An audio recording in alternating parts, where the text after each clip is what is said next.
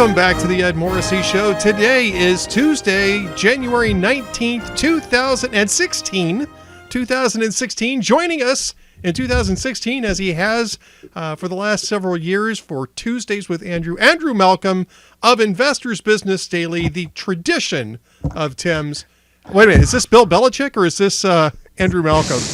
No, this is California. It's 54 here, Ed. 54? Oh my gosh, that's horrible. I know. I put some more wood on the fire just before you called. That's terrible. I mean, it's balmy here. I'm in shirt sleeves and shorts here. I mean, it must be at least 10 degrees outside. Yeah.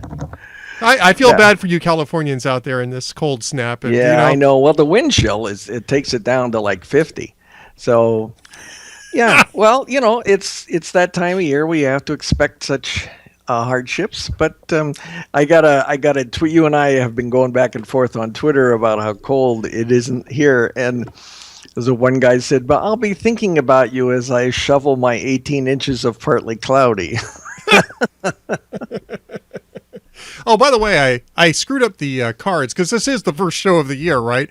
No, it's not, because we had shows the first week of the year, but I was gone last week, with so me. I'm out of. Oh, that's right, you weren't here. I'm out of practice here, Andrew, because I had you actually listed as Mattia Carroll, Hillary Prentiss, and Jess Clackham. That's my next guests on the show. I put the wrong card up for you, so people are probably looking at you going, "So no, is that doesn't Andrew, look like him. Does Andrew have multiple personality disorder, or what's the scoop on so this?" It's like the sign says, "I hate being bipolar. It's awesome."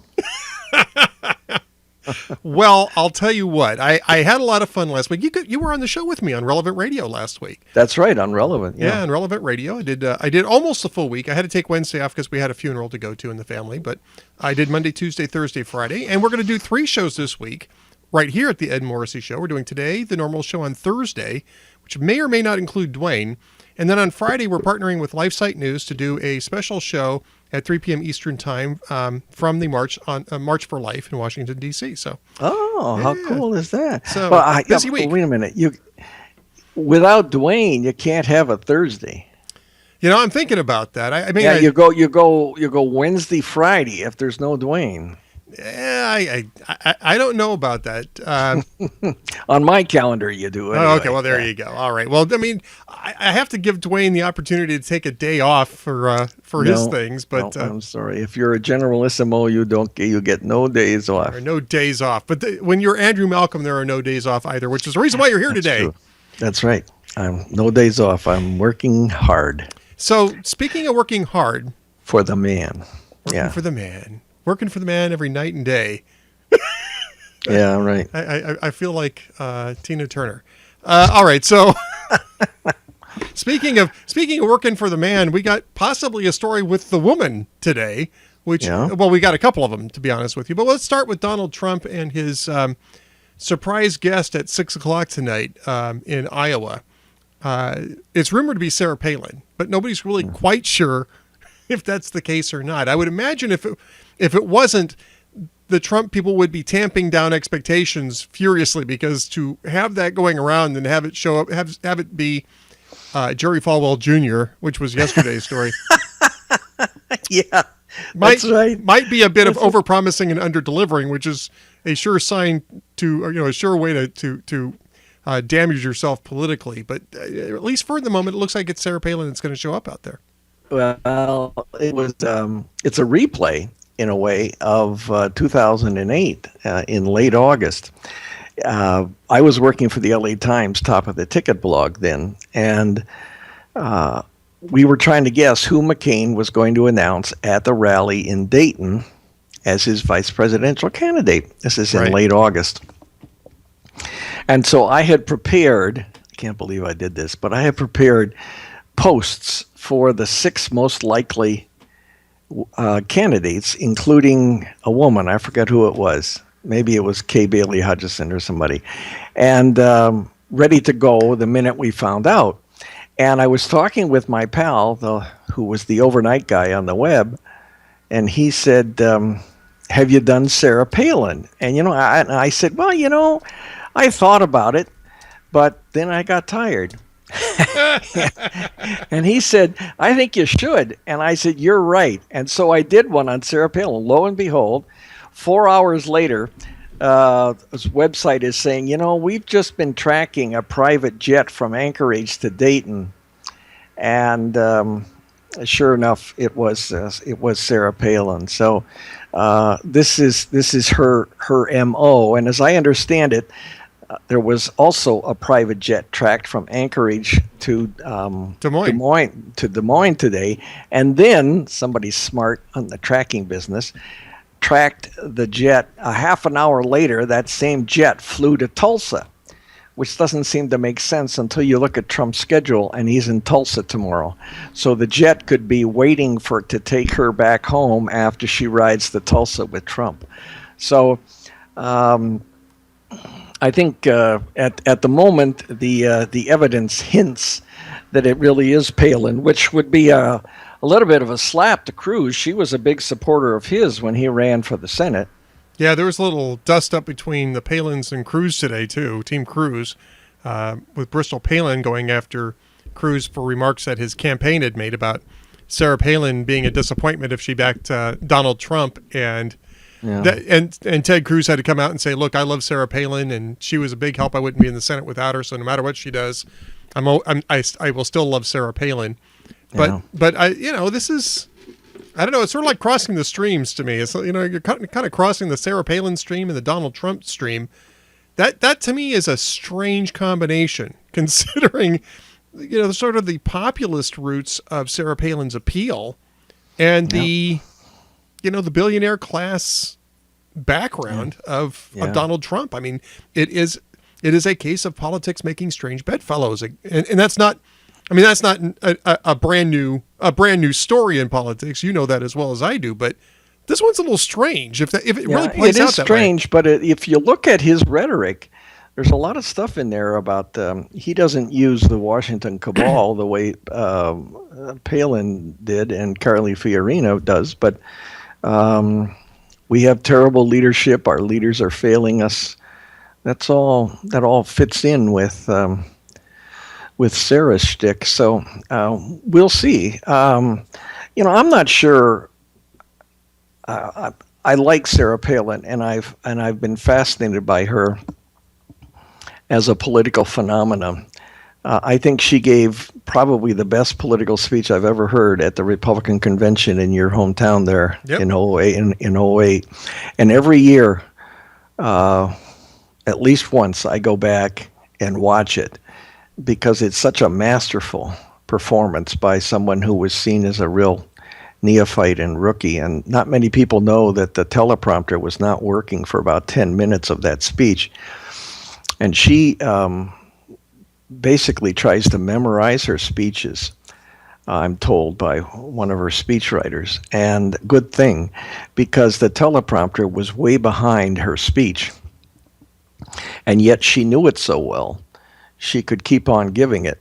And boy, I'll tell you what, when you see words that you've already said going in front of your head, and you're still in the moment of saying remembering the future ones several paragraphs ahead, that's some kind of skill. Yes. And I'll tell you, and you were there, I know, but yes, I was. The place was electric when she came out and when she spoke and after she spoke. So, just in terms of a political phenomena, I've really been intrigued to watch her and watch her when she goes to CPAC, and you'll see the other big names come out on stage and speak and wave. And in 2012, Mitt Romney went down to the front of the stage and shook a couple of hands.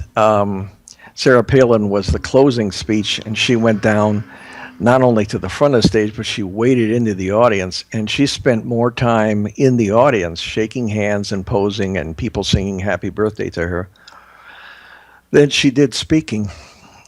She was there for almost an hour, I watched, shaking hands, posing for cell phone pictures and everything else. So she really knows the business, and she knows her appeal.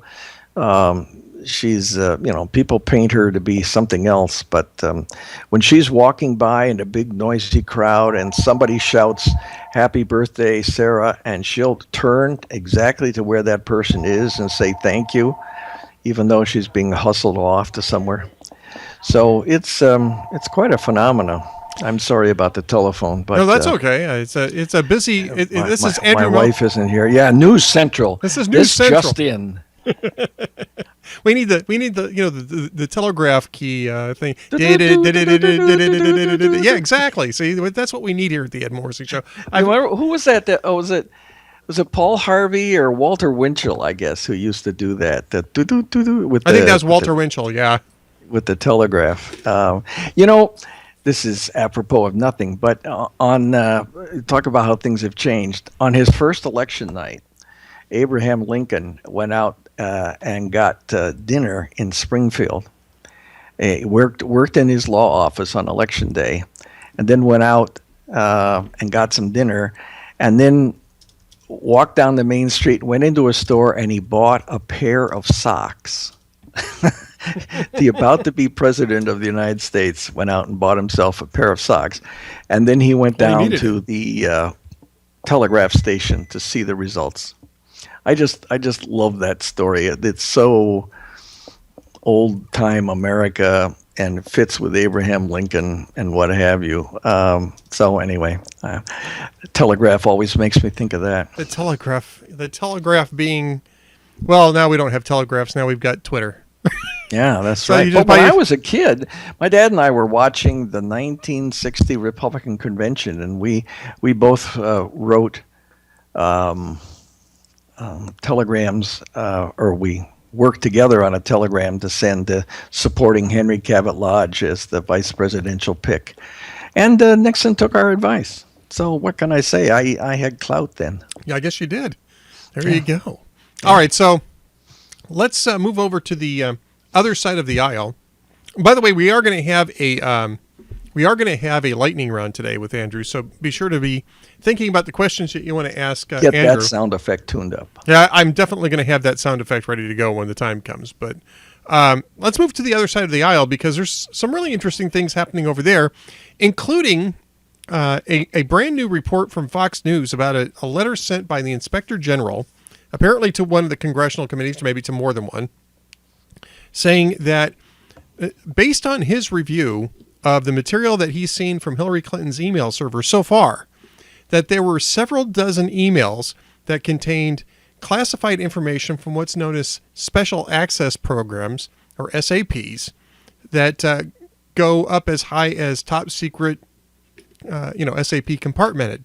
Now, special access programs, I got to tell you, I'd never even heard of a special access program. And it's not that the status of it is very secret, but it's that it's very rare.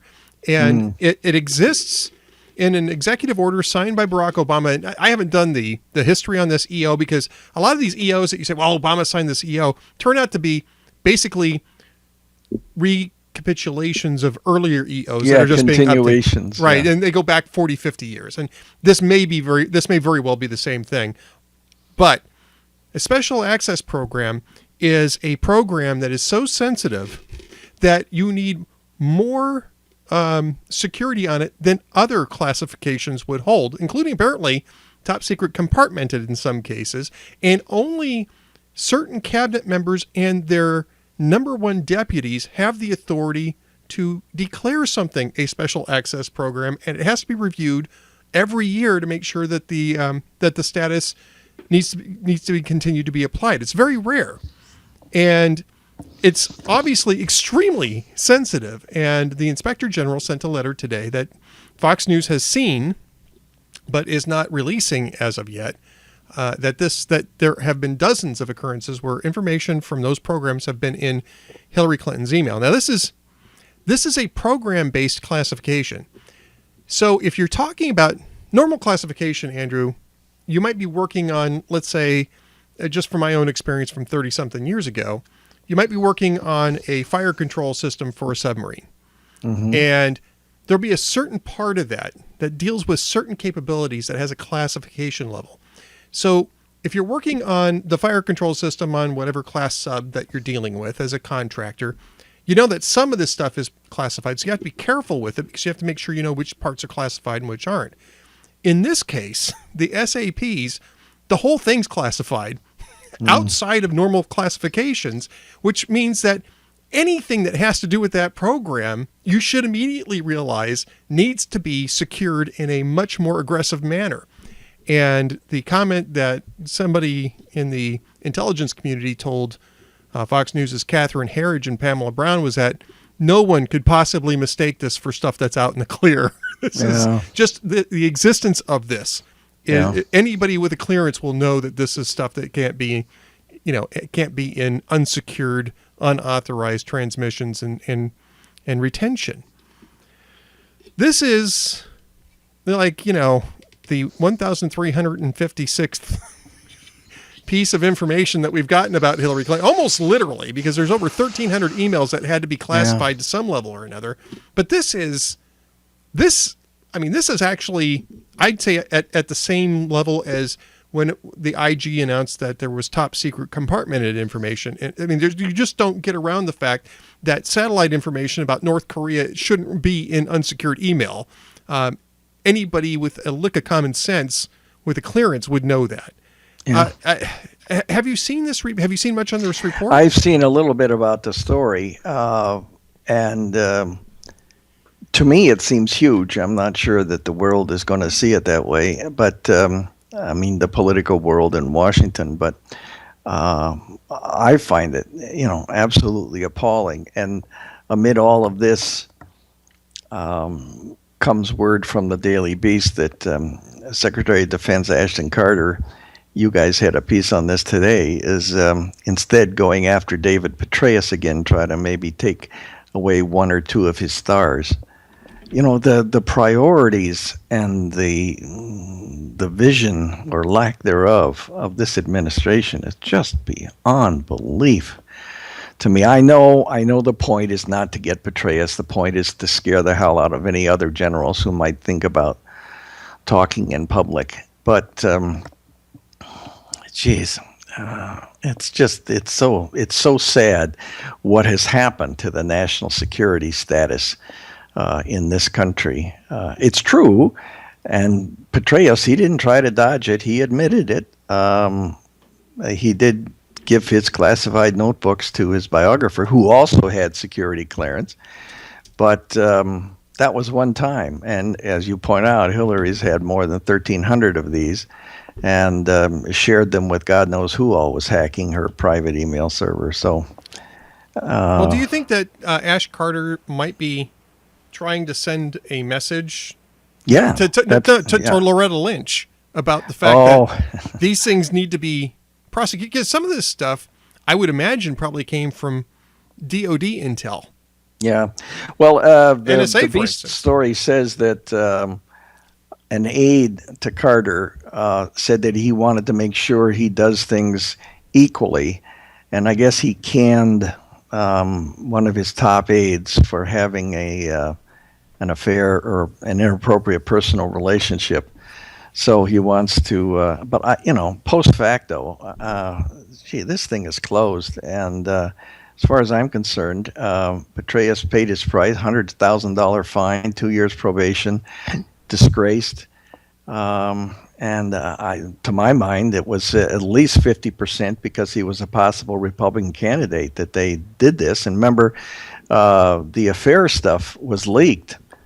Not the notebook stuff, but the affair stuff came out separately. So somebody in the White House was out there poisoning the well as far as the general was concerned. And it's not beanbag, and certainly in Chicago it's not beanbag either, but it's a warning flare to any other generals that shut the hell up. Well, actually, I don't actually mind that. I mean, it should be a warning flare to anybody who's going to play around with classified information. I mean, this is Sandy Berger stuff, basically, Yeah.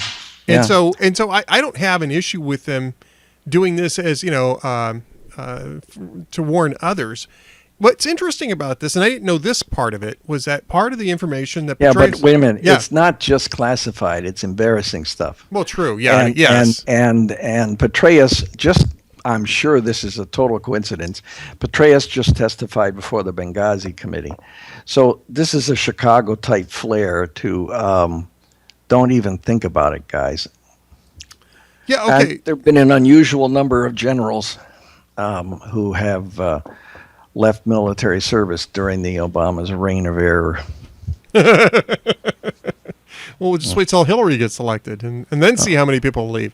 But this is, I mean, as a person who was handled had a clearance a couple times in my life and handled classified information for a few years at a lower level. I wasn't anywhere near the kind of level that we're talking about here.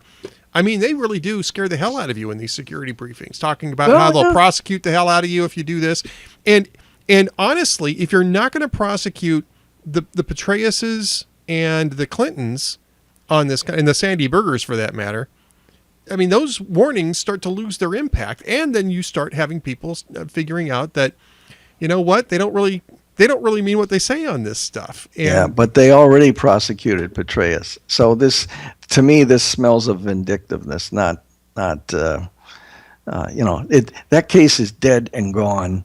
He's paying his price. He's been disgraced. He's had to go out in public and apologize.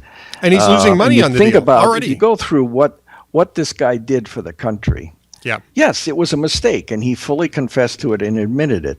37 years in the United States Army with his life on the line, was the guy who invented and then implemented the surge strategy to save our ass in Iraq. Then he was the guy who was sent to run Central Command. Then he accepted Obama's request for a demotion to go back and run the show in Afghanistan again. Not again, but to run the show in Afghanistan. Then he accepted Obama's request to give up his military career and go to be CIA director. Yep. And then when they had, which is very rare, a big ceremony for a 4-star general retiring at the Pentagon, Obama didn't go. And Biden gave him a phone call and said, "Hey, thanks a lot." Well, that sends a message too. Yes, it does. And you can see in a lot of the books, Panetta's book and Gates's book, among others, Obama's mistrust and suspicion instinctively of the military, and Biden always whispering in his ear, "Don't let these guys in uniform play you." So that's not good for the country. I don't care how Obama feels.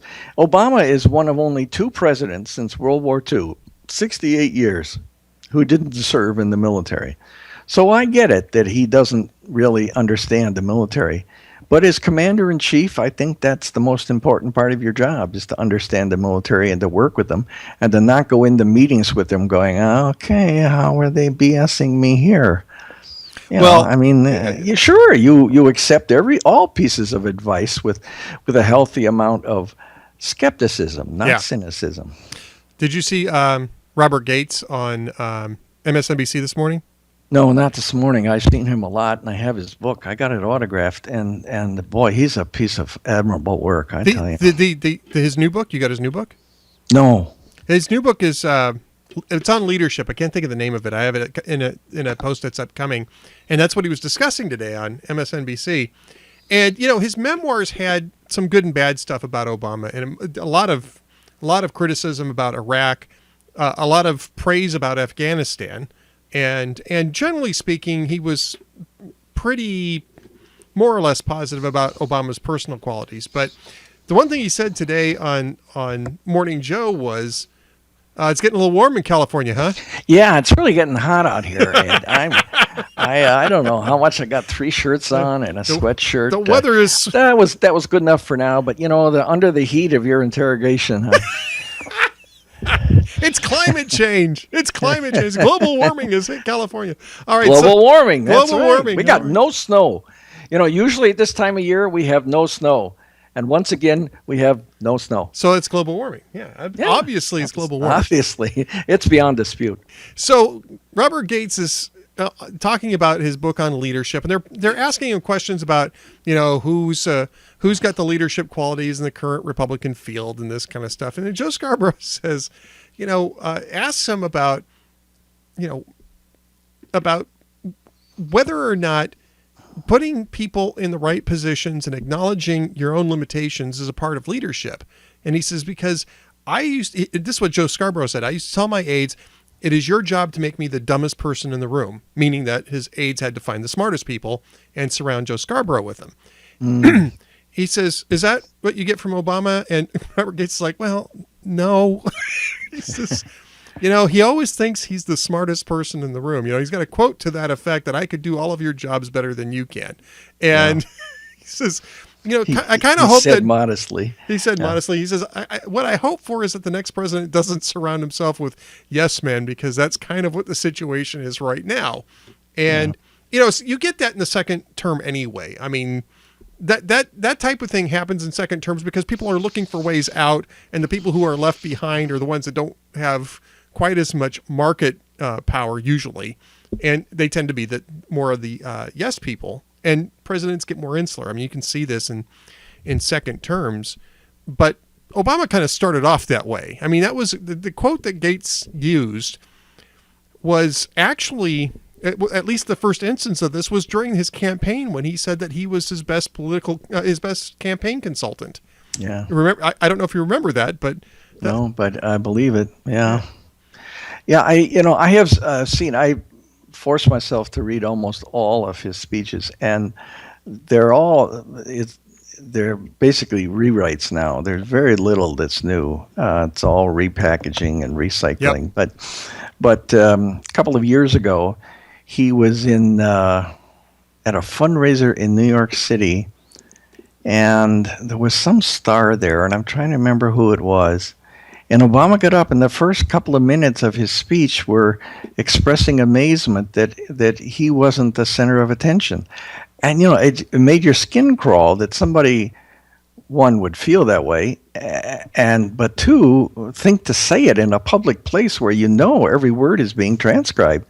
He said, usually, I'm the focus of attention when I come in the room, and whoever it was is over here, and everybody's laughing at him and talking about him, and it was like, well, so what? Get on with what you're here about, So, yeah, I guess that fits with his. I don't guess. I know that fits with his personality and everything that you see. Even Leon Panetta has said that, and. It's disappointing when you think of a commander-in-chief as a commander-in-chief, as opposed to. But it does explain a lot of stuff. Remember, before his Afghan surge, he took almost 6 months to think about it. Yep. Yeah. So there's a lot of instances like that where. Anyway, it's so depressing. We've got, what is it here now? 365 days. To go. 367, isn't it? No, I think it's 365. It's no, yeah, you're right. It is. How did this get? This is wrong. It's 300 on the 20th, which is what, tomorrow? No, yeah. Well, but it's 365 tomorrow, but then it's leap year, so it's really 366. 366. 366 days to go, folks. Andrew's been counting this down ever since we've been doing this show, by the way. Well, I got this as a Secret Santa gift, and I thought, gee, this is really handy. It is. Very handy.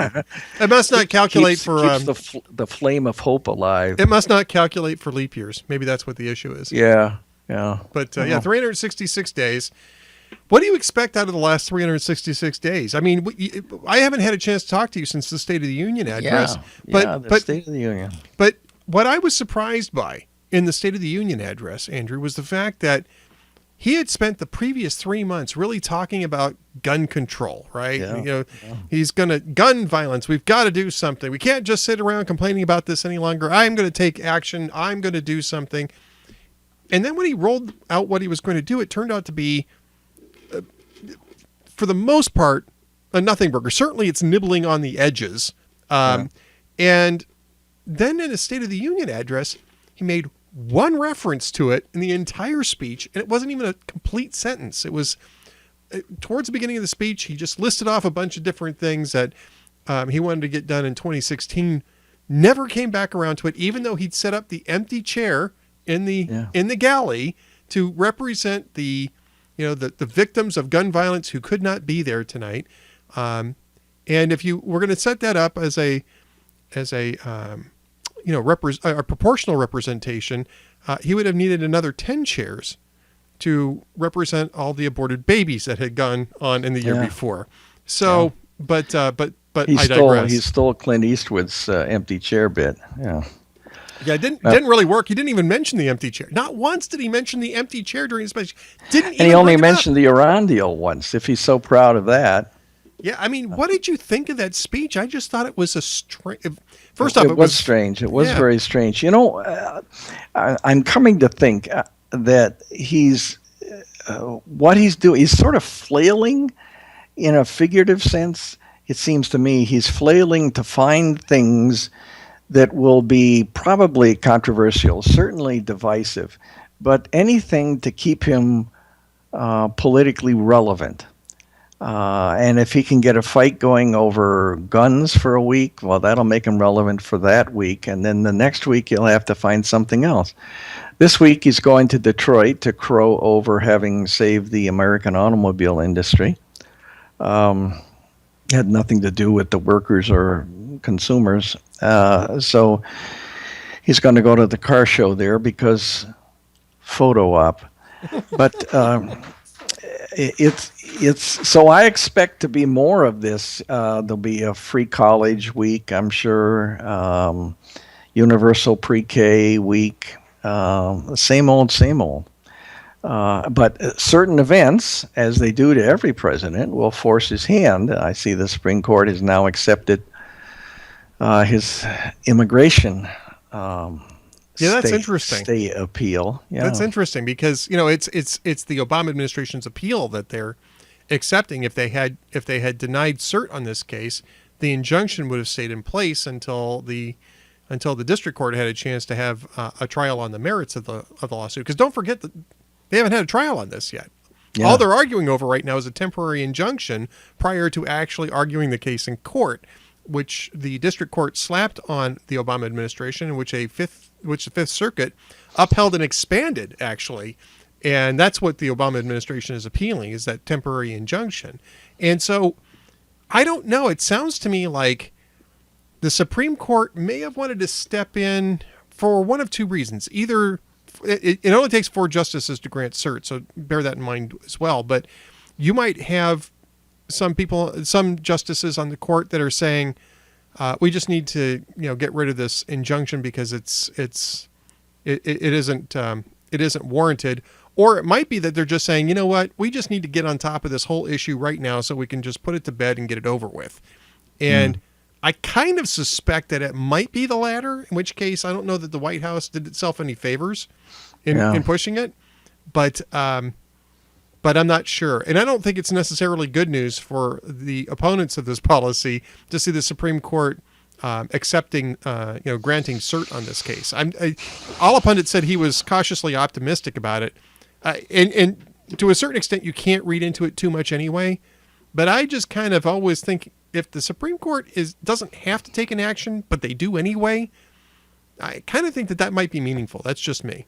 Yeah. No, I think you're right. And I think after Cruz, you should be the next nominee.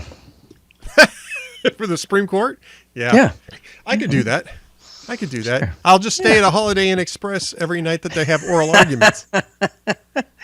I could do that. Excuse me, counselor. Let me ask you about the good and plenty clause of the clause of the U.S. Constitution. What's that? Oh, I'm sorry. The proper and necessary. No, that's not it either. How about that line there? That line there in the Constitution. See where I'm holding that up? Yeah, that line there. What does that say? Okay, thank you. Yeah, no, I don't think I'd want the job, other than maybe just to keep somebody else out of it. Okay, that makes sense. Yeah, I'd say, do you want to write the opinion? Nah, not really. I'd rather blog. I'd rather blog, yeah. I'd rather blog.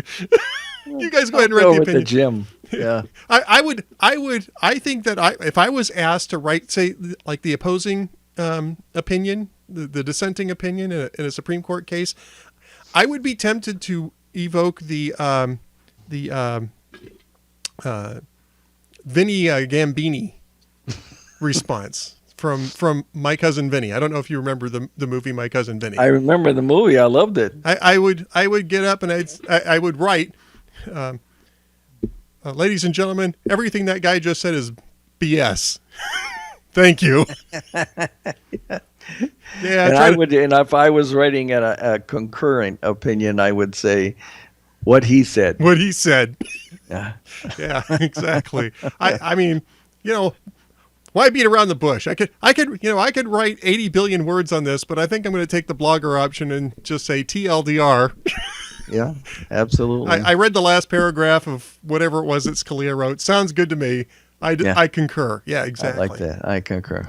All right. So we got about 5 minutes, Andrew, before we start the lightning round, where people will. Ta-da. What were you writing this week? What was your big story this week? Well, this morning I did the collection of jokes, which we'll share at the end. Yay. And I'm writing an editorial for tomorrow's Investors Business Daily, not a column, but an editorial on the Prentiss situation. And you may have gathered my gist from what I was saying before. I did get that gist. Yeah, the gist. I like that word. I've always liked that word. That's Lush. Awesome word. I've liked lush, and I like gist. So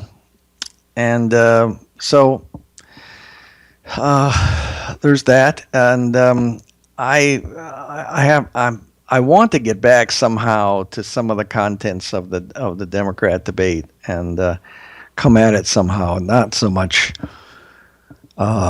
reporting what they said as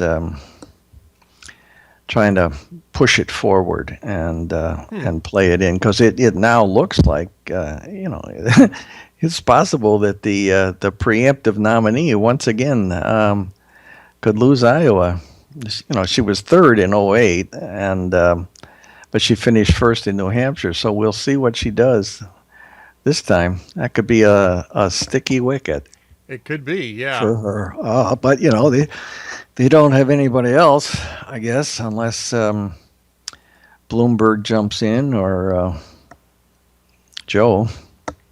Well, all the state. They can't go into the primary process, but I guess they could go into a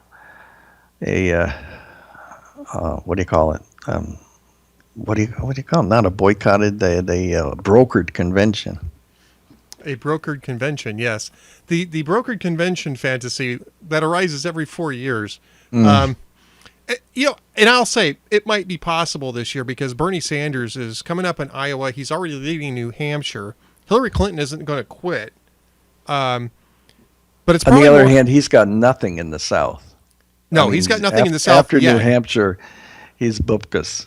So yeah, for the moment, she could run the table. Change. That could change if he scores high in Iowa and in New Hampshire. You're going to start seeing more money dropping into his bucket, and he's going to be picking up people. I'm not sure that I would buy into, just the same as I wouldn't buy into the whole Trump has no organization on the ground thing in Iowa or New Hampshire. I'm not necessarily sure that Bernie Sanders doesn't have organizations on the ground there too. I mean, it's just he's not resonating yet. But I would and there is this. I was intrigued by it when I worked in state government. There is an invisible chemistry between public figures and the public, and people make a judgment, or a lot of people make a judgment based on not necessarily analysis, but thorough experience of watching somebody, seeing how they behave, the look in their eyes, whether the person looks angry all the time or sounds angry, like Bernie Sanders. He always sounds, to me, Bernie does, like he's talking through a bad phone connection. I said, but he, but there is this invisible chemistry where people, then I guess they talk to family, they talk to friends, and this sort of collective judgment spreads. And if you look back in past elections, you can see that where there's a collective opinion that evolves. And my experience is it may not resemble anything like reality, but it becomes the truth. The myth becomes the truth. And Hillary, I think, was hoping that the myth of her unstoppableness would become the truth. And I think you may be right. If let's just say hypothetically that Bernie wins Iowa and New Hampshire, there's a bunch of people in South Carolina who are going to go, I should take a look at this guy. And he would probably, I don't know if he'd win or not, but he'd probably do better there. And then pretty soon the money people, as you say, start giving to Bernie, and the ones who are giving to Hillary are going, oh, wait a minute, I don't know. And it goes on from there, and it kind of soars. You remember Eugene McCarthy back in, 68? 68. Or 72? I can't No, remember. 68, because it pushed Johnson out of the race, Yeah.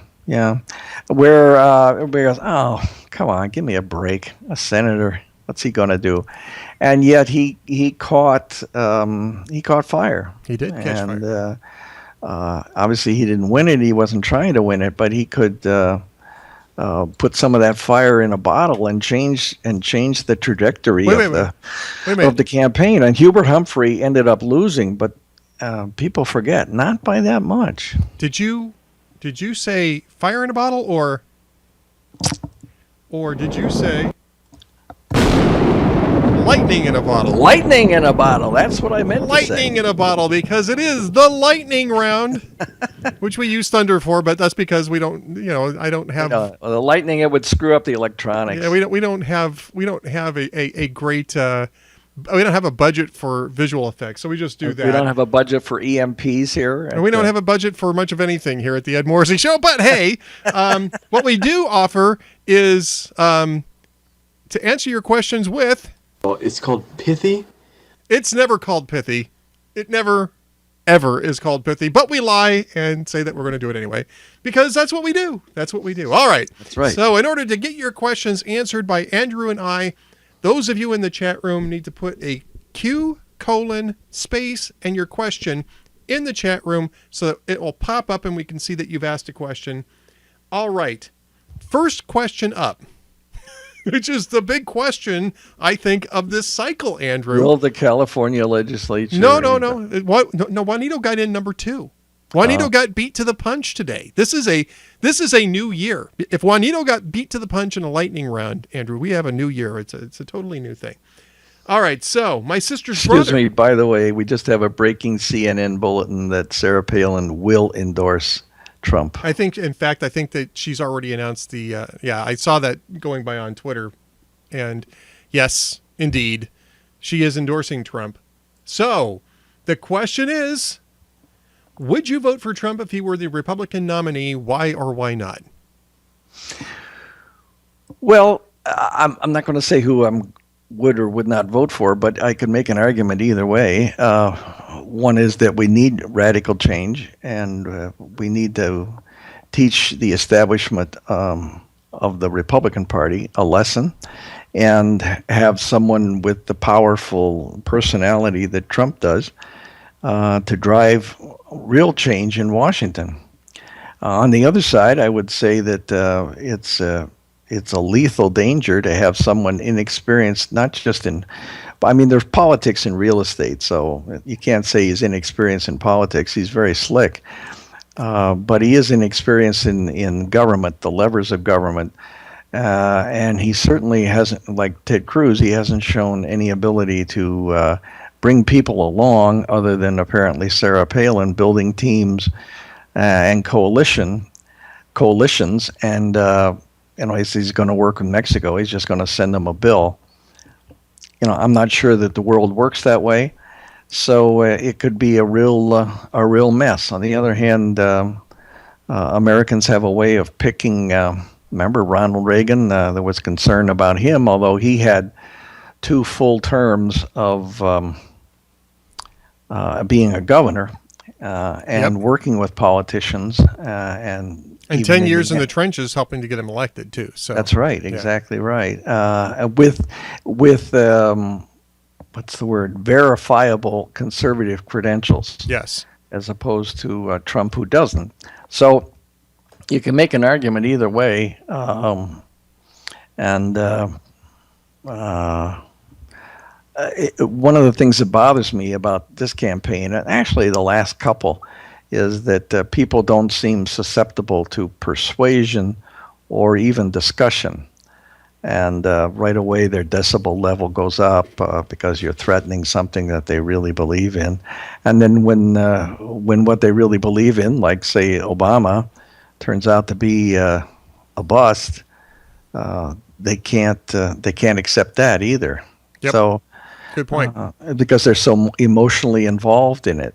So there's really no, what's the word, mental process involved with watching each one of these people and saying, well, I like this about that guy. I like this about her. I don't know about this. And going through the field, it's like people picking sides now, and that's who they're going to cheer for, like the Packers if they hadn't lost. Well, there you go. Yeah. What about you? You know, I'm a Republican, and in the end, if I have to vote against Hillary Clinton, I will. And if I have to, especially if I have to vote against Bernie Sanders, I definitely will. But I'm not going to be excited to do that. And I'll tell you something else. I think it'd be very difficult to get people excited about voting for Donald Trump in a general election. It sounds like, you know, he's riding high because there's about 10 or 11 people in this race, and he's getting 30%. But 35%, I think, is his ceiling really in the Republican Party. And it's much lower outside of the Republican Party. I think it's going to be really difficult to elect Donald Trump president. I don't think people have the, I think the fact that question has to be asked tells you just how difficult it will be to get Donald Trump elected in a general election. Yeah. Just the fact that you're asking that question of Republicans tells you how difficult it will be to get others to vote for him outside of the party, and that is it will end up being a disaster. But yep. But hey, I've been wrong before. So all right, next question up is from Juanito Cabron. But by the way, isn't there a book explaining all this coming out soon? You know, there is a book that's coming out that explains some of this at least, and it's coming out on April 12th, which is pretty far into the primary process, but it's a look at the general election. What's the name of that again? Going Red. Going Red. Yeah, I heard that. I heard it was really good. Well, that's because I told you that. I didn't say who I heard it from. I just said I heard it. Mental note, send Andrew $20. Okay, That's right. Yeah, well, we got more coming up on that, by the way. The website is coming along. I think we're going to have the website up maybe sometime next week, maybe the week after that. We're going to start, I'm going to start recording the audio version of the book very soon. And, wow. Yeah, so there'll be an audio version. It will be me that reads it. And I'll be in studio for a couple of days doing that. So that'll be a lot of fun. Oh, that's fun. Going Red by Bernie Sanders. Wrong red. When I did the narration for a TV documentary of one of my books, and it was interesting. I'd never done that before. And here you are sitting in a booth reading words that you've written. And then people kept coming in and saying, well, no, do it again, but do it with, a little more oomph or a little back off this or dial it up a couple and whatever. And they kept coming in and coaching. And then finally, I was about 5 or 5:30 on a Saturday. The producer just came in and said, okay, that's it. That's a wrap. And I said, well, no, I'm only here until tomorrow afternoon. I'm ready to go. And he said, no, we're wasting our time. We'll come back in the morning fresh. And when I came back in the morning, he had me tape something, and then he played me the tape of me saying the same thing the day before. And you could hear the fatigue. Wow, that's interesting. I didn't hear it when I said it the day before, but when he played them and you go before and after, it was really amazing. That's why I was so fascinated by turning a book into something else, the process. So I think you'll really enjoy that. And just don't forget your Midwestern accent. Yeah, you betcha. Yeah. Ah, you betcha. Going red. Going red with some hot dish and some lutefisk by Ed Morrissey. All right. So next question up. Predictions. Will the GOP race still be undecided by the time it rolls around to the California primary in June? I'd say that there's more of a chance of that this time than there probably has been in some time. Yeah, I would agree with you. I don't know if it will go that far, but it certainly is going to go farther than in the past. I think it's going to be deep. I think it'll be April at least before we have a clear front runner. Would be my guess. But I mean things change and that may change too. But there's enough people who have legitimate draw among voters that I think you're going to be seeing 4 or 5 people through Super Tuesday and maybe beyond that too. So yeah. I mean, I don't think it's going to narrow down as fast as people think it's going to at this point. If they're still in the race, I mean, Rand Paul's still in the race and he's not even qualifying for the main debate stage any longer. I think you'll see him drop out after Iowa, but the fact that he's still staying in, I think shows people what a fragmented field does. It just encourages people to stick around longer. Yeah. So, all right. So let's see. What do you? Jeff Dunitz wants to ask, what do you think Trump promised Sarah Palin? I doubt very seriously that there was a deal made on that. I mean, yeah, I'm not sure what deal would be made. These guys, yeah, up at that level, these guys, IOUs are invisible, I think. But she could very well, I could see him appointing her Secretary of Energy or whatever, like you. I'm not sure that Trump would be elected, but I don't know that she would expect something now, but it's sort of implicit. And when we'll see, she'll be with him today and tomorrow, and we'll see how much she's with him later, or whether this is just I think this is a one-off. I don't think she's going to do a lot of campaigning. Yeah. I mean, if she's going to Tulsa tomorrow, if that's what the deal is, she's going to Tulsa and then back to Alaska. That's a bungee visit. The endorsement means something. She's not Joe the plumber. But she's not going to go out in the campaign trail with the guy apparently. And I'm not even sure that. Does he need that? He's drawing big crowds as it is. Yeah, I mean, you don't see many people. You see, well, here he is, the man of the hour, Donald Trump, and then basically get the hell out of the way because he's taken the stage. There's no room on the stage for him, his family. In fact, I hadn't seen his family. I didn't know that they were going to public events till he pointed them out, and the cameras caught them at the debate. Yeah. Yeah. So and his was, well, will you put your vast financial holdings in a blind trust? He said, well, I'm going to have my family's going to run the show along with my executives. Is that a blind trust? No. No, it's not. In fact, it's not. But, there's nothing that requires it either. That's mostly a political thing that you do to make. So the White House could become a tower. That's what you're saying. It could be huge. It could be the most elegant, the most White amazing White House you've ever seen. Ever. All right. Next question up. 13 Hours only made about $16 million. So ... flop. Now, Cranky T-Rex and I saw the movie 13 Hours separately. We didn't see it together. Yeah, I saw it. You guys liked it. Loved it. I thought it was really well done. The best Michael Bay film ever. And I know that's a low bar, but let's not forget that Michael Bay is behind the Last Ship series and is doing a pretty good job there. This is sort of a cinema verite sort of style that Michael Bay doesn't usually do. Paul Greenglass does this more often. It's a very, very, very good film. And I would say, first off, it came in 4th, so it's hard to peg it as a flop coming out of the gate. It's still competing with Star Wars. I mean, Star Wars is still, having multiple screens in these theaters, and a couple of the other, The Revenant and some of the Oscar nominated stuff came out. And I think that there was some interest in those films.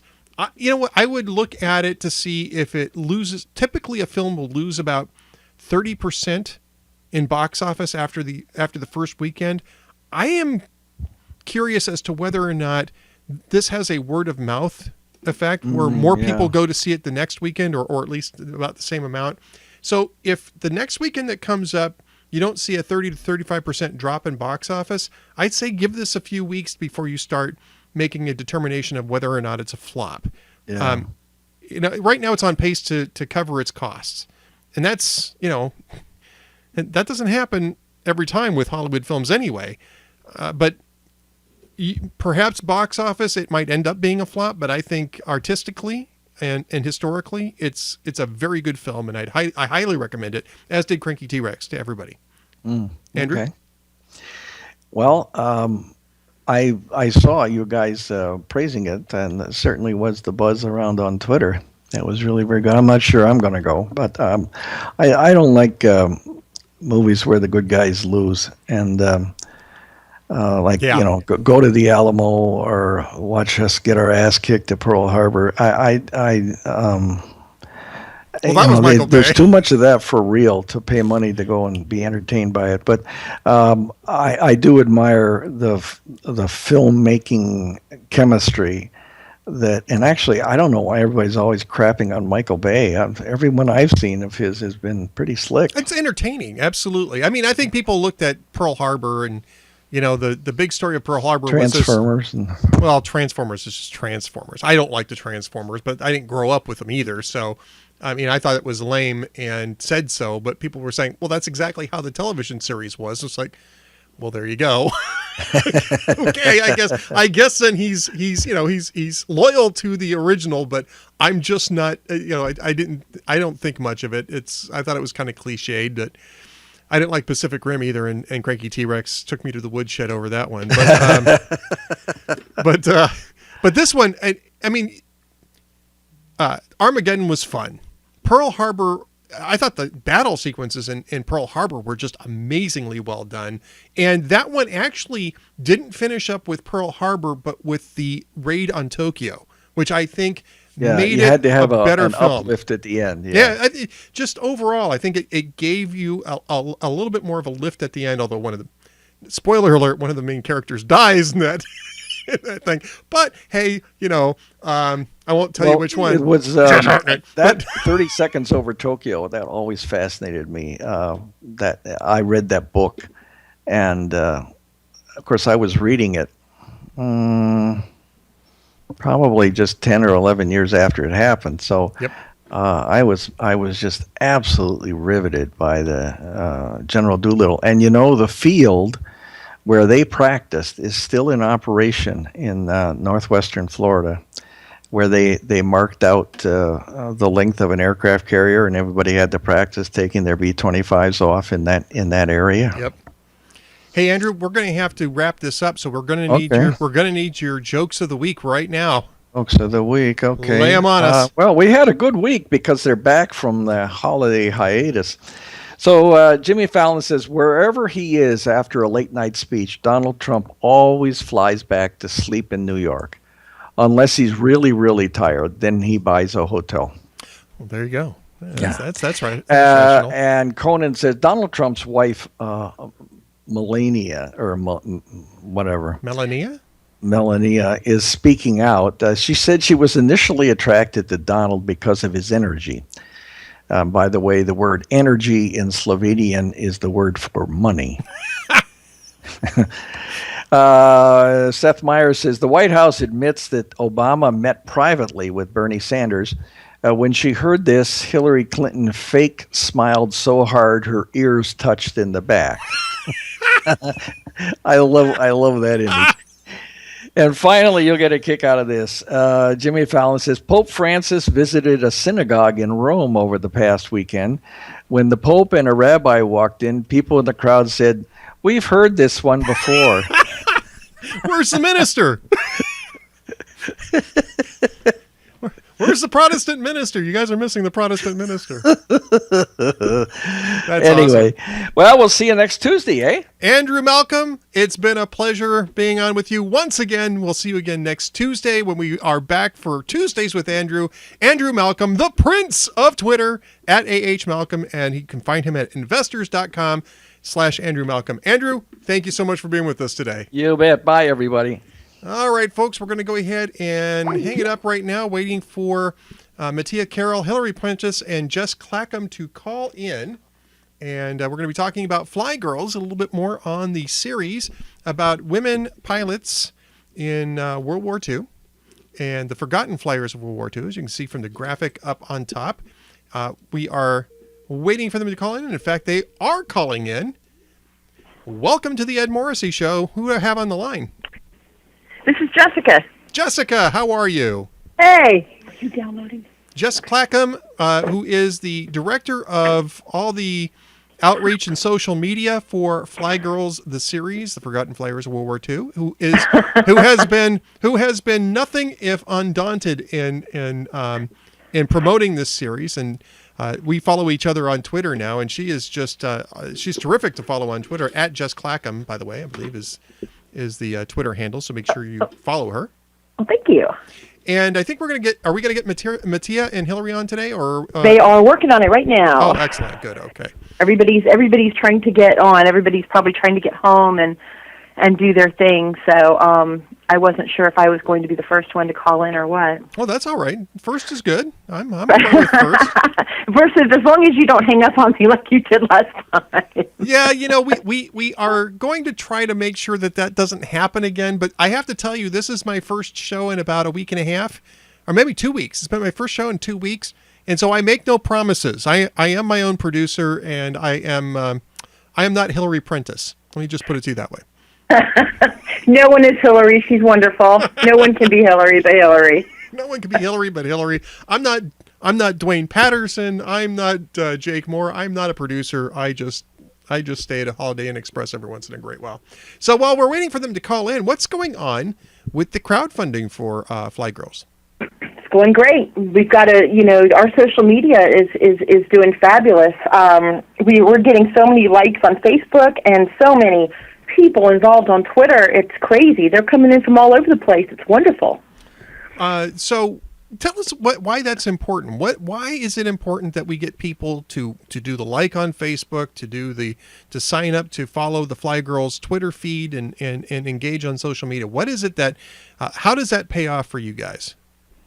Well, people are following what we're doing, and they're following our stories, and they're reading, and they're learning history, and they're interested, and they engage with, they interact with us. They leave comments, they ask questions, they share stories. A number of people have come out of the woodwork on social media saying, my grandmother or my aunt was a wasp, or I have an aunt who was a nurse who took care of a wasp in a nursing home. I mean, it opens up so many opportunities for people to come forward with their stories. And they love this story. And when people like our page, they are engaging with our page too. They're right. Leaving comments, and they're involved. And people see that, and they want to like it because they want to see what it's all about. So social media has really taken off. And that's the fun part of this. It's hard work, but it's also fun to watch people join every day and follow and retweet and like and post their stories. That's part of the fun, is reading what other people have to say. We're not just telling stories from our end. Other people are telling stories too. Right, and you're including some of these stories. And I think now let me see if I can keep from hanging up on you here, Jess. Now I think I still have Jess on the line, and who else just joined in? Oh, hi, Ed. It's Hillary. Hi, Hillary. We were just commenting on the fact that I am no Hillary Prentiss when it comes to producing, so we were hoping that I didn't hang up on you or her or on Jess. So.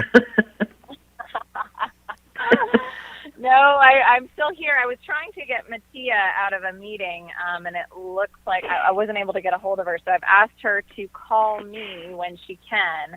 And when I get her, then I will merge her in with our radio conference. Well, you know what? If Mattia can't make it, that's okay. I mean, we can talk about this with you and Jess, and it shouldn't be an issue. And let's just keep the conversation going. Hillary Prentiss is the producer of Fly Girls the Series, and by the way, that's the URL for the website, flygirlstheseries.com, and there's links to their Fun Dreamer crowdfunding campaign as well. But Hillary, what's going on with the series itself? Well, we've got a lot of great, exciting things happening now, Ed.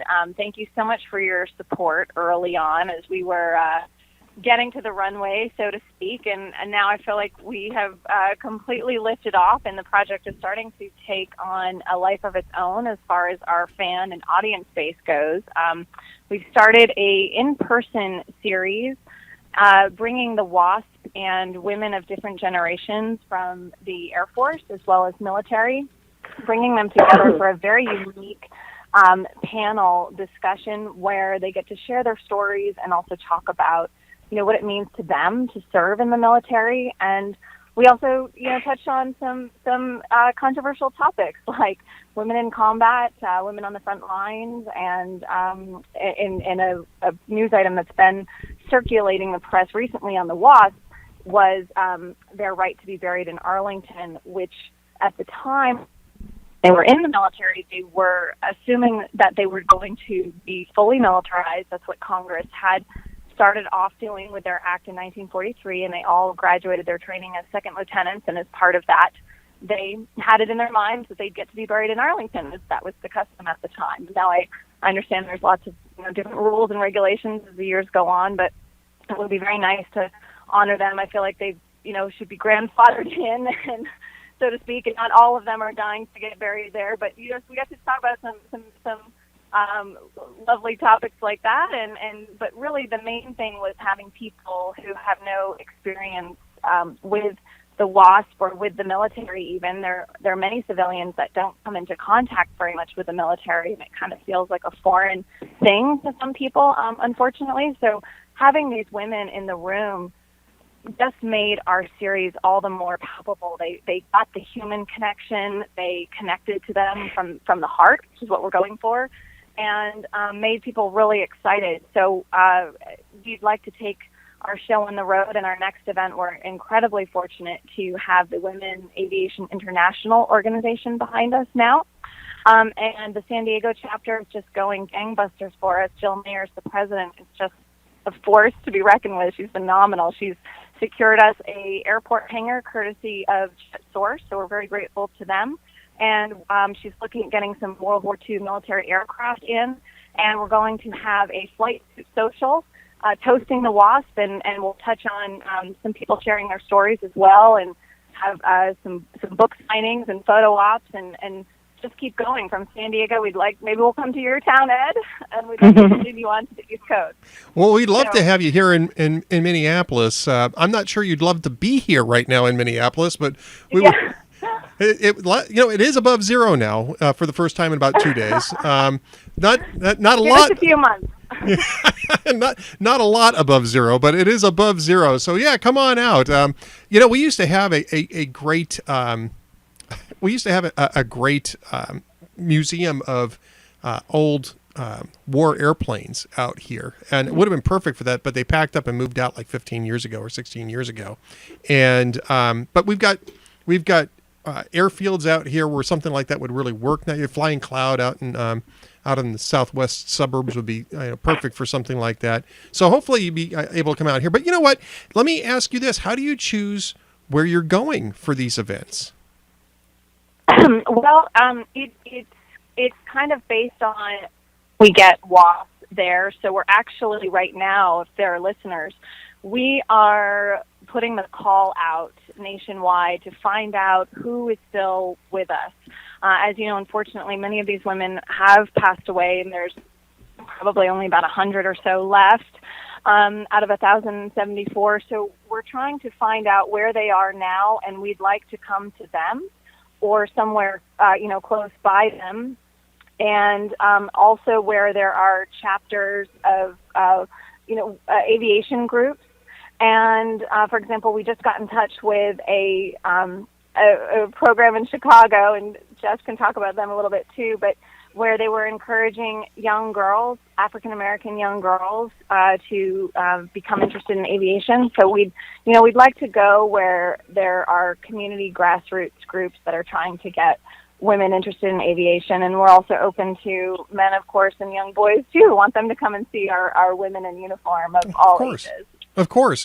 And so people who are interested in that should go to the Fly Girl the Series website, flygirlstheseries.com, and you can make contact there. You can also see the trailer. You can You can donate. It has links to the FundDreamer account, and the FundDreamer account. I was just talking with Jess about this. Hillary is actually seems like it's coming along pretty well. You guys are about 70%, 75% of your stated goal, and Yes. And what is that? What is that funding for you? What is that FundDreamer fund paying for? Sure. It's kind of like in business terms, we're in our concept phase, our seed money phase, while we're developing and before we go out for investors and things like that. And so for us in the movie world, what this pays for are setting up our production offices, getting our marketing team together, getting our marketing package and our budget. It does cost money to get our line producer to put a budget together. It's quite laborious. Oh yeah. So all those little nuts and bolts, and then of course to go out to an A-list writer. So primarily, that's what our funds will help us do: is get an A-list writer on board. It won't entirely pay their full fee, but it will start the process at least. We have some money available, and then it shows them that we have backing, and we're getting more funding in. So it makes a writer more likely to hop on board when they see our fans behind us, when they see our social media campaign, and when they see that we have a successful crowdfunding campaign. Then it's more attractive than if we're just 20 odd projects that they probably get approached with all the time. Jess, we were talking about this earlier. I mean, this is part of what the need for the social media contact is for, and because I mean, it'd be great if you got one donation of $30,000 and that funded the crowdsourcing, but that's not really what you want out of crowdsourcing. What you're trying to prove is that there's a market for Fly Girls, the series, as well. Am I correct on that? Exactly. Yes. And right now we have 6,200 Facebook fans and counting. And we would just love every single fan to give us something. I mean, even if they gave us $5, a latte at Starbucks, it just shows it's like their vote of confidence. It's them saying, yes, we want this to happen. It's putting your money where your mouth is. And, if people enjoy our stories and our content and everything that we're doing, it does take a lot. We have an incredible group of volunteers, Jess among them. People are just putting in, countless hours researching, finding stories about and get photos and bring all this great content. So we would love just a vote of confidence. Well, we definitely want to make sure that gets out and around. And of course, again, flygirltheseries.com is where the website's at. The Facebook page would be, I imagine, facebook.com/flygirls, right? Or is it Fly Girls the Series? It's Fly Girls Series. Fly Girls Series.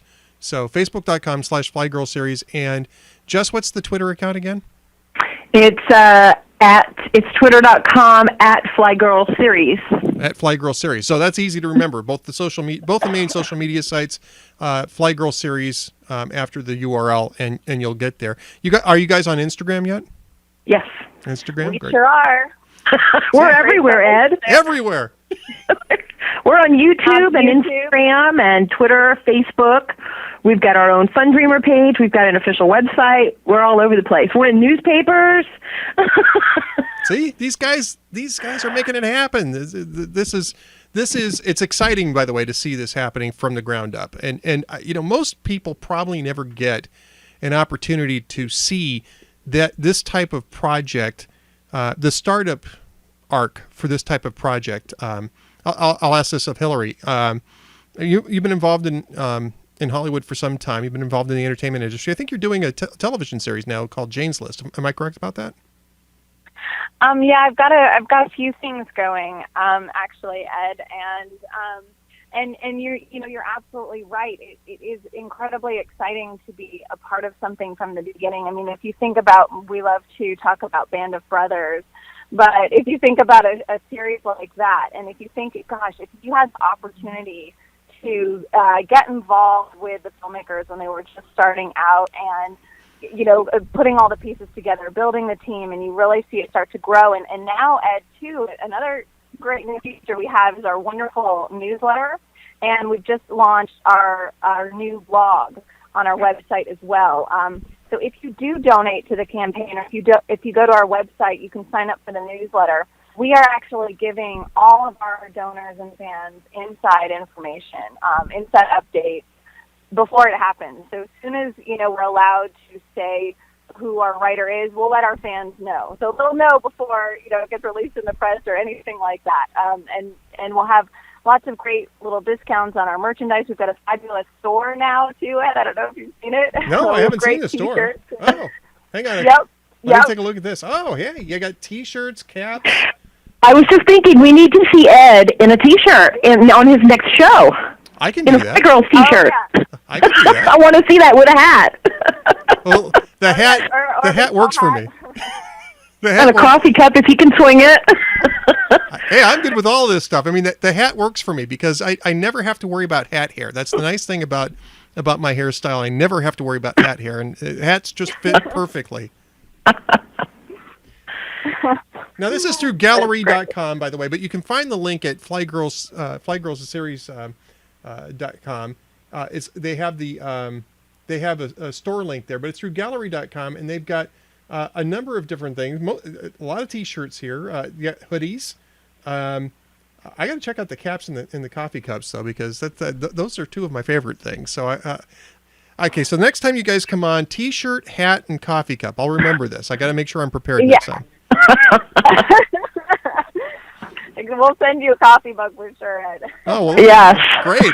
I love that. That sounds good. All right. Well, Hillary Prentiss and Jess Clackham, you guys are doing great work on this, and just want to thank you for coming on here and giving us an update. We're going to get you back on again soon to talk more about this as things progress. We're going to remind everybody one more time, flygirlsseries.com is the website. Twitter.com/flygirlseries is the Twitter account. Facebook.com/flygirlseries is the Facebook account. And you can go over on any of those. You can find the link to the crowdfunding thing. Even if you're only going to put in $5, every single person who signs up for this helps out the cause, because it gives people an idea of what the future market is for this film, for this miniseries. And we definitely want to show that there's a ton of interest in this. That's right. Thank you so much, Ed. And I just have to say that all of these women are the WASP women and the women in the Air Force and military are so incredibly touched by everybody who has participated in our events and who is on our page and who does care. So thank you. I have to give a big shout out to all of our fans. Thank Absolutely. you so much. We love them. And I think Carrie Lorenz, one of the first women F-14 Tomcat fighter pilots, I think Minneapolis is her hometown. So Ed, I'm going to try to link up with her and see if we can create something, in the spring when it's nice and warm. It's like in June. Well, you know what? May and June are wonderful times for being in Minneapolis. So when that gets set up, let me know. I will be there. Definitely will be there. Awesome. Okay. All right. Thank you, Ed. Thanks for everything. Thank you, Hillary Prentiss and Jess Clackham, and give my best to Mattia for me, please. We will. She's her gratitude as well. She's very grateful. All right. Well, thank you very much. Best of luck to you. Thanks. Thank you. Bye. Bye-bye. All right. Jessica Clackham, Hillary Prentiss, Mattia Carroll couldn't make it, but they're doing some great work and trying to get these women's stories told in a way that matters, in a way that will stick, so that people remember who these women were and how they worked to protect the country in a time of great peril. And I just can't emphasize enough how much people should get involved in this project. I hope that everybody that is seeing this live has already done that, but anybody who's watching the recording of this, try to get on board, even if it's just to friend them on Facebook. It's after Christmas, money's a little tight for everybody, but friend them on Facebook or like them on Facebook, friend them on Twitter, whatever you need to do, follow them on Twitter rather, I should say. And sign up for the newsletters too, because all of that helps. And with any luck, we'll see people start to pay attention, get this thing moving. All right, let's go ahead and keep things moving here. We're going to go ahead and sign off. Couple things. I want to thank everybody in the chat room, but we'll get to that in just a moment. First off, I mentioned this at the top of the show, but we're actually going to do 3 shows this week. We're doing today, we'll do Thursday, and then we're going to do a special show on Friday, 3 p.m. Eastern Time, which will be a partnership with LifeSite News from the March for Life. Now, I won't be there because I'm not going to Washington, D.C., but they're there. And they'll be calling into the show. We'll be talking to 4 different people from LifeSite News who will tell us about what's going on with the rally, what's going on with the march. This will be, should be shortly after the march concludes. And they'll be working with Alliance Defending Freedom, great friends of ours as well. So this will be a sort of a joint LifeSite News, Ed Morrissey show. And that's what we'll be doing. We'll brand it that way. I'll probably have slightly different cards for it on Friday. But Friday, 3 p.m. Eastern Time, 2 p.m. Central, noon on the left coast, the old schedule, and we'll be doing about an hour. So hopefully you'll be with us for that for that show from the March for Life, which is the anniversary of Roe v. Wade, which is on Friday. January 22nd. And I'm very excited about this. Our good friend Dustin Siggins is the one who set this up, and we're going to be talking to a number of 4 different people there, but it's going to be a lot of fun, and it'll be very informative, and I think it just will help tie us into a political fight that we need to be in for the long run. So I'm happy to do that. 3 shows this week. Be sure you have them marked down on your calendar. Now, I don't know if Dwayne's going to be able to do Thursday because he has some other things going on this week, and he may not be able to make the Thursday show. We're going to wait and see probably tomorrow-ish to see whether or not that's the case. But if not, I'll have other people to come on the show with me, and maybe we'll even get Jeff to pop on the show and talk about a couple things. He's got some great stuff, by the way, over at The Lid, which is thelidblog.com, but you can go jeffdonuts.com. It'll get you there as well. So be sure to check that out. Now, on the book, I mentioned that there are things going on for the book. We're already starting to set up the book tours. The plan is this. We're going to do some stuff on the national level, and that will probably be the week prior to the book's release. I'll be in New York, and maybe the week of the release I'll be there, or I'll be doing something anyway. And we're going to try to set up some stuff on national television, that sort of thing. After that, what we're going to try to do is we're going to try to go to different local areas that I reported from in this book. So the 7 states, the 7 counties, I'll be trying to do events there, partnering up with different people. So we are looking for organizations, political organizations that would be interested in doing joint events because we want to, integrate these into the community. And so we'll be reaching out to various people. If there's anybody who, you guys don't even know what counties we're talking about yet. So we will have some of that information later on down the road when we get the website up and running. The cool thing about the website is that it's coming along. I'm watching the website get put together. Crown Forum, which is my publisher, is putting together the website. I am going to be putting up a few of the pictures that I took on the road just for fun. So you'll see there'll be a section for that. There'll also be a section for all of the different events that we're planning to do. We've already got a couple of these things planned, or at least we have several of them in the hopper at the moment. But I'll be traveling around a bit in the springtime to promote this. I'll be probably doing some promotion at the convention, the Republican convention. I'm not sure if the Democratic convention is going to be terribly interested in what I had to say in Going Red. And then, of course, we'll probably be looking at doing some more promotion right around the election, maybe in October. So it's going to be a busy year for me. And for some of those times, we may not be able to do a traditional show, but I'm kind of hoping that I can reach out to Cranky T-Rex and we can do maybe we can have him produce a show where I'm on the road and maybe just doing it via Skype or something like that. So keep your eyes open for the website. I can tell you that the website, and I haven't actually posted this anywhere, so this is just for you guys. The website for the book is going to be, the URL, the domain name for the book is goingredbook.com. Goingredbook.com. Now, if you type that in now, you'll see that it points to my Facebook page, my public persona Facebook page. That is going to be transferred in probably the next day or two. And you may end up just getting construction, under construction thing for a bit. But that's the domain name, goingredbook.com. And once we have that up and running, and once we have that, I'm going to change out this this really nice picture I took in Castel Gandolfo, Italy, with the cover of the book. They've asked me to hold off on that until the website's up and running, but then you'll see the cover of the book in that space right there. And so those are the things that are happening. I am waiting to hear back about getting a studio to record the book, but that will take probably 2 or 3 days. And I may have to take some time off to do that because I'll be talking a lot and my throat's going to get kind of tired out. But we're going to get the book done. The Audible book will be me reading the book. So hopefully everybody will be very, very interested in this when we can actually roll it all out and people can start seeing it. If you're going to be at CPAC this year, we will definitely be promoting at CPAC. I will have a kind of like what we did, kind of like not what we did, but kind of like what Crown Forum, Guy Benson and Mary Catherine Ham did for End of Discussion, which is to have sort of excerpt pamphlets there that can be handed out. I am wondering if the chat room is not responding. I don't think it's actually responding, so it did just for me, though, so who knows? Not sure if anybody's talking in it or not. Anyway, I want to thank everybody for their patience and for their interest. Taking a job at Redbook. GoingRedBook.com. Not Going Redbook, but GoingRedBook.com. There you go.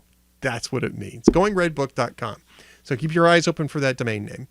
All right, folks. I want to thank the folks in the chat room today. I want to thank Cranky T-Rex, who wrote a terrific review of 13 Hours. In fact, it was so good that I was going to write my own review, and I read his, and I said, well, I don't really have anything more to add to this. And so there you go. Read his review. I think it's still up in the top picks section of hotair.com. And he nails it. He nails it pretty well on this one. He and I completely agree on a movie, which is an unusual thing in and of itself. All right. You can find him at Cranky T-Rex on the Twitterses, and he writes for buzzpo.com. CrankyTrex.blogspot.com is his personal site, and occasionally, like I said, he contributes at hotair.com, which is great. We love it when Cranky T-Rex drops something into the chat, into the blog. Let's play a little walking music right now, and let's see what we got going here.